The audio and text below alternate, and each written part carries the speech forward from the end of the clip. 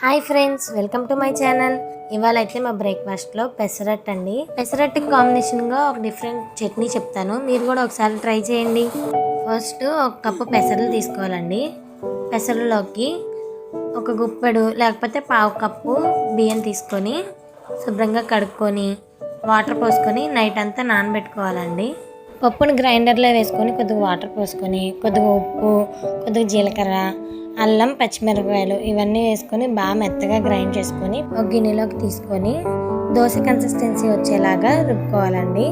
ఇప్పుడు పెనం మీద అట్టు వేసుకొని సన్నగా ఉల్లిపాయలు తరుక్కొని దాంట్లో ఉల్లిపాయలు, పచ్చిమిరపకాయలు, అల్లం ముక్క వేసుకొని కొద్దిగా జీలకర్ర వేసుకొని దోశని వన్ సైడ్ కాల్చి తీసేయాలండి. ఇప్పుడు చట్నీ కోసం పల్లీలు ఆయిల్ లేకుండా వేయించి తర్వాత పచ్చిమిరపకాయలు వేయించుకొని ఒక మిక్సీ గిన్నెలోకి తీసుకొని వేపించిన పప్పు, చింతపండు, కొద్దిగా జీలకర్ర, వెల్లుల్లి రబ్బలు 4-5 లేదా తీసుకొని మెత్తగా గ్రైండ్ చేసుకొని పోపు వేసుకోవడమే.